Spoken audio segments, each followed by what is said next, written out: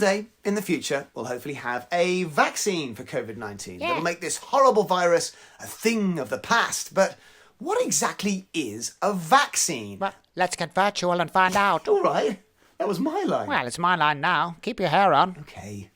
Silly humans. Just a short while ago, horrible deadly diseases like polio, hepatitis, and smallpox ravaged us. We had so little of a clue about how they worked that we even managed to bring them along with us when our forebears arrived here.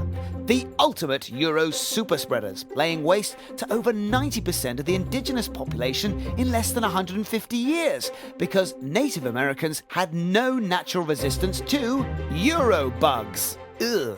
Meanwhile, in the 20th century, smallpox killed around 300 million people, nearly the entire population of the USA, but is now considered one of the world's first diseases to be almost completely eradicated, thanks to, ta-da, the vaccine. Me? So come on then, how do they work? Well, this guy, Dr. Edward Jenner, figured out that people who got cowpox from cows didn't get smallpox. So he used a lucky young lad to scratch some cowpox into his skin. And then, weeks later, deliberately gave him smallpox too. Not very nice, was he? Well, anyway, bingo! The boy didn't die or get the pox. His parents must have been quite pleased.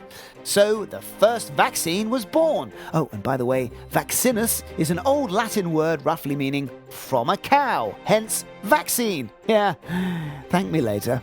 A vaccine, then, is like a police lineup for our immune system, showing dead particles of a nasty virus's body to us so that we can protect ourselves by making custom-made antibodies, the virus's nemesis, so that when the actual live virus turns up for realsies on our doorstep, our body recognizes them and it's ready to kick the virus's bottom. Get lost! Tons of teams around the world are working day and night to come up with a COVID-19 vaccine by the end of the year, hopefully sooner. But it's complicated with a lot of stages and clinical trials to get through before it's pronounced safe. Because even though we kind of know its genetic code, the recipe that makes COVID-19, there's still a whole bunch of things we just don't understand about it. So in the meantime, we have to learn from history.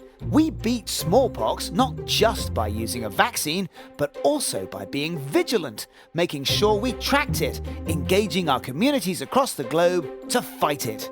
Which is important because when we finally do have a COVID-19 vaccine, we'll have to make sure it's cheap and available in huge quantities and coordinate its distribution for the whole world so that we can once and for all go back to hugging and loving the people we hold most dear.